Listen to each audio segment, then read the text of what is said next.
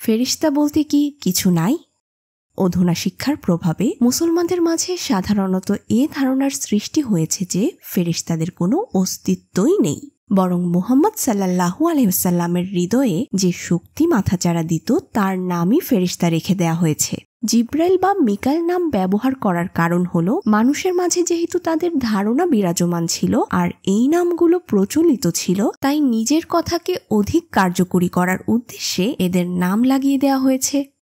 কিন্তু আমরা দেখি ফেরেশতাদের অস্তিত্ব এত গুরুত্ব সহকারে স্বীকার করা হয়েছে যে আল্লাহ তাআলার পর সবচেয়ে বেশি যদি কোনো বিষয় দেখা যায় তবে তা হলো ফেরেশতাদের বিষয়। একান্ত বর্বর ও অসভ্য জাতিসমূহের অবস্থা থেকেও জানা যায় যে তারা ফেরেশতাদের অস্তিত্বে বিশ্বাস করত। এমন অনেক ধর্ম রয়েছে যেগুলোর শিক্ষা এখন পৃথিবীতে পাওয়া যায় না, কিন্তু তাদের পুরাকীর্তি হতে ফেরেশতাদের অস্তিত্ব সম্পর্কে জানা যায়। এছাড়া বর্তমানে যেসব ধর্ম বিদ্যমান রয়েছে সেগুলোতে তো একান্ত স্পষ্টভাবে তাদের উল্লেখ পাওয়া যায়। অন্যান্য ধর্মে ফেরেশতাদের উল্লেখ। প্রাচীন ধর্মসমূহের মধ্যে জরথুস্ত্রীয় ধর্মে ফেরেশতাদের সম্পর্কে সবচেয়ে বেশি বর্ণনা করা হয়েছে। এ ধর্মের অনুসারীরা যত পরিষ্কারভাবে ফেরেশতাদের বিষয়ে উল্লেখ করেছে, যদিও তারা এতে ভুল করেছে, আমাকে আক্ষেপের সাথে স্বীকার করতে হয় যে মুসলমানরা ততটা করেনি। তারা ফেরেশতাদের বিষয়ে সবিস্তারে বর্ণনা করেছে। এরপর দ্বিতীয় স্থানে রয়েছে ইহুদি ধর্ম। এটি যেহেতু প্রায় নতুন ধর্ম এবং খুব বেশি কাল পূর্বের ধর্ম নয়, তাই এর শিক্ষা কিছুটা হলেও সংরক্ষিত হয়ে আসছে। এতে ফেরেশতাদের সম্পর্কে বহু আদেশ, নিষেধ বা শিক্ষা বিদ্যমান রয়েছে। এরপর রয়েছে হিন্দু ধর্ম। এ ধর্ম যদিও অনেক প্রাচীন, তথাপি এদের ধর্মেও ফেরেশতাদের সম্পর্কে শিক্ষা বিদ্যমান রয়েছে, তবে বর্তমানে তারা এসবের ভিন্ন ব্যাখ্যা দিয়ে থাকে। অনুরূপভাবে চীনাদের প্রাচীন গ্রন্থাবলীতে ফেরেশতাদের উল্লেখ পাওয়া যায়। এছাড়া মিশর ও গ্রিক সভ্যতার প্রত্নতত্ত্ব হতেও ফেরেশতাদের অস্তিত্বের প্রমাণ পাওয়া যায়। এমন বর্বর জাতি যাদের নামও জানা যায় না, তাদের রেখে যাওয়া ছাপ ও প্রবাদ ইত্যাদি হতেও ফেরেশতাদের অস্তিত্ব সম্পর্কে জানা যায়। কোথাও ডানা বিশিষ্ট প্রাণীর উল্লেখ পাওয়া যায় যারা মানুষকে শাস্তি দিয়ে থাকে, আবার কোথাও কয়েক হাজার বছরের পুরনো এমন সব চিত্রকর্ম পাওয়া যায়, অর্থাৎ পালক বিশিষ্ট কোনো সৃষ্টি ওপর হতে নিচের দিকে অবতরণ করতে দেখা যায়। এসব থেকে জানা যায় যে তাদের মধ্যে ফেরেশতাদের বিষয়ে ধারণা বিদ্যমান ছিল। যা হোক, প্রত্যেক জাতিতেই ফেরেশতাদের সম্পর্কে ধারণা ছিল বলে জানা যায়, তবে সবচেয়ে বেশি জরথুস্ত্রীয় ধর্মে, এরপর ইহুদিদের মাঝে এবং তারপর হিন্দু ধর্মে ফেরেশতাদের সম্পর্কে ধারণা পাওয়া যায়। এছাড়া অন্যান্য জাতিসমূহেও এই ধারণা পাওয়া যায়। খ্রিস্ট ধর্মেও এর উল্লেখ রয়েছে। এমনকি সেন্ট পলও এই বিতর্কের অবতারণা করেছে যে এদের ফেরেশতাদের উপাসনা করা যাবে কিনা। এ থেকে জানা যায় ফেরেশতা সংক্রান্ত যে শিক্ষা রয়েছে এর প্রভাব সকল হৃদয়ে ছিল। প্রত্যেক জাতির মাঝে খোদা তাআলার প্রতি বিশ্বাস দেখে যেভাবে মানুষ বলতে পারে যে আদি থেকেই সবাই খোদা তাআলার প্রতি বিশ্বাস লালন করে আসছে, আর তাই এটি খোদা তাআলার অস্তিত্বের একটি প্রমাণ, ঠিক সেভাবে সেসব জাতি যাদের সভ্যতা ও সংস্কৃতির মাঝে পরস্পর কোনো মিল নাই, যাদের পরস্পরের সাথে সম্পর্ক থাকার কোনো প্রমাণও পাওয়া যায় না, তা সত্ত্বেও তাদের সবাইকে ফেরেশতাদের অস্তিত্বে বিশ্বাসী দেখা যায়। অতএব এটি ফেরেশতাদের অস্তিত্বের এক জোরালো প্রমাণ। জরথুস্ত্রীয় ধর্মে ফেরেশতাদের উল্লেখ।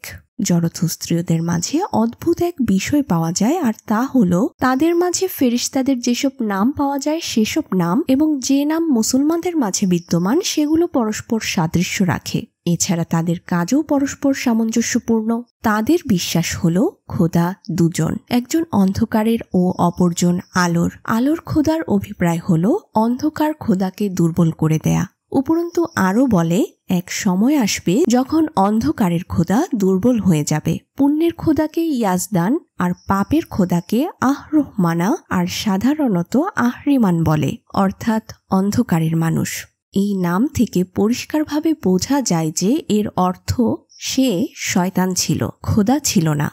কিন্তু তারা বলে খোদার প্রতিদ্বন্দ্বিতায় এটি পাপের খোদা আর সেই পাপকর্ম করায়। জরাথুস্ত্রীয়দের ধর্মীয় গ্রন্থ আবেস্তায় বড় ফেরেশতাকে উমিশিয়া বলে, যা উমিশ থেকে নির্গত হয়েছে, যার অর্থ হচ্ছে অবিনশ্বর, যা থেকে বোঝা যায় তাদের এই বিশ্বাস ছিল যে ফেরেশতারা অমর হয়ে থাকে। যেভাবে মানুষের আত্মাকে লয় থেকে সুরক্ষিত রাখা হয়েছে, তদ্রূপ তাদেরকেও অমর জীবন দান করা হয়েছে। জরাথুস্ত্রীয়দের বিশ্বাস হচ্ছে ফেরেশতারা সকল পুণ্য ও ধর্মের উৎস আর নীতিগতভাবে খোদা তাআলার বিকাশস্থল। তাদের ধারণা বা বিশ্বাস হল সহস্র সহস্র বছর উন্নতির চেষ্টা করার পর ফেরেশতারা নিজেদের বর্তমান পর্যায়ে পৌঁছেছে, আর তারা ফেরেশতাদের সম্পর্কে মনে করে তারা অনন্য ও অমূল্য রত্ন, যারা আমাদের দৃষ্টির অগোচরে থাকলেও আমাদের জন্য উপকারী। তারা মণিমুক্ত আখ্যায়িত হতে পারে না, কেননা এটি তাদের অবমাননা হবে। তারা গাছে ফোটা ফুল নয়, বরং তারা নক্ষত্রের ন্যায়, যারা সূর্যের ন্যায় চতুর্দিকে প্রদক্ষিণ করছে। তারা খোদার জন্য শোভা নয়, বরং তার সত্তার বিকাশস্থল। জরাথুস্ত্রীয়দের গ্রন্থাবলীতে সবচেয়ে বড় ফেরেশতার নাম ওহুমানাহ লেখা রয়েছে। তাকে ওস্তাহমানাও বলা হয়, অর্থাৎ সর্বোত্তম ফেরেশতা। ওহুমানাহ এর অর্থ হচ্ছে সংশোধনকারী পূর্ণ হৃদয় ফেরেশতা। হিব্রু এবং আরবিতে জবরের অর্থও সংশোধন, তাই উভয় নামের সামঞ্জস্যের নিরিখে বোঝা যায় ওহুমানাহ মূলত জিব্রাইলেরই নাম। জরাথুস্ত্রীয়দের গ্রন্থাবলী থেকে জানা যায় মানুষের মস্তিষ্ক সেই ফেরেশতার মাধ্যমে জ্যোতি লাভ করে থাকে। বরং জরাথুস্ত্র খোদা তাআলার সমীপে দোয়া করেছিল নূর এবং এলহামের জ্যোতিতে যেন তিনি ওহুমানা এর দর্শন লাভ করতে পারেন, আর অবশেষে সেই ফেরেশতার সাথে তার সাক্ষাৎ হয়। সকল পুণ্য প্রেরণা সেই ফেরেশতার কাছ থেকে বা মাধ্যমে আসে, আর যারা সেই ফেরেশতার সৃষ্ট প্রেরণা সমূহকে গ্রহণ করে না, তখন সেই ফেরেশতা তাদের পরিত্যাগ করে। জরাথুস্ত্রীয়দের বিশ্বাস মতে আরেকজন ফেরেশতা হচ্ছে আশা, অর্থাৎ তাকওয়ার ফেরেশতা। বাহ্যিক উপকরণের মধ্যে অগ্নি আশার কর্তৃত্বে, কেননা নূর জ্যোতি আগুন থেকে সৃষ্টি হয় আর তাকওয়ার নূর থেকে উৎপন্ন হয়। মনে হয় এটি মিকাইল ফেরেশতা, কেননা মিকাইল হচ্ছে জাগতিক উন্নতি প্রদানের দায়িত্বে নিয়োজিত ফেরেশতা, আর জাগতিক উন্নতির চিহ্ন হচ্ছে অগ্নি। এই দুই ফেরেশতা ছাড়াও আরও 5 জন বড় ফেরেশতায় বিশ্বাস রাখে, আর ছোট ফেরেশতার সংখ্যা তো গণনার ঊর্ধ্বে। পুরো ব্যবস্থাপনার দায়িত্ব বড় ফেরেশতাদের স্কন্ধে অর্পিত। তারা মনে করে ফেরেশতারা সবসময় মানুষের হৃদয়ে পবিত্র প্রভাব বিস্তার করে, যেন শয়তান সেখানে প্রবেশ করতে না পারে। তারা আরও বলে জন্ম খোদার পক্ষ থেকে আর মৃত্যু শয়তানের পক্ষ থেকে। এ কারণে তারা বিশ্বাস করে যে জন্ম যেহেতু খোদার পক্ষ থেকে হয়, তাই মানুষ পবিত্রই জন্ম নেয়, আর ফেরেশতারা তার সুরক্ষা করে।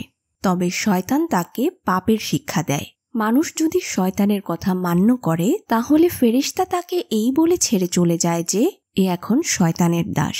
এছাড়া তাদের ধারণা হলো খোদা ও শয়তানের মাঝে ততদিন প্রতিদ্বন্দ্বিতা চলতে থাকবে যতদিন না ইরানি বংশোদ্ভূত একজন নবীর জন্ম হয়, যার নাম মুসিউস রবহমি, অর্থাৎ পবিত্র মসিহ নামে একজন নবী আসবেন, যিনি জরৎসতের বংশধর হবেন, কিন্তু দৈহিক সন্তানদের মধ্য হতে নয়, কেননা লেখা আছে সে সেই স্ত্রীর গর্ভে হবে যার গর্ভ থেকে কোনো সন্তান হয়নি। তার যুগে শয়তানের সাথে চূড়ান্ত যুদ্ধ হবে। সে খোদা তাআলার কাছে প্রার্থনা করবে, খুবই ভয়াল যুদ্ধ, তাই তুমি ফেরেশতা অবতীর্ণ করো। তখন খোদা তাআলা ফেরেশতা অবতীর্ণ করবেন। শয়তান মোকাবিলা করতে করতে অবশেষে ক্লান্ত হয়ে পড়বে। তখন সেই নবী ফেরেশতাদের সহায়তায় তার অর্থাৎ শয়তানের উপর সর্বশেষ আক্রমণ হানবেন, আর ভয়াবহ যুদ্ধ হবে, যাতে শয়তান পরাস্ত হবে। সে ধরা পড়বে এবং মারা যাবে। এরপর শান্তিপূর্ণ পরিবেশ সৃষ্টি হবে, আর এই বিশ্ব অনেক বিস্তৃতি লাভ করবে।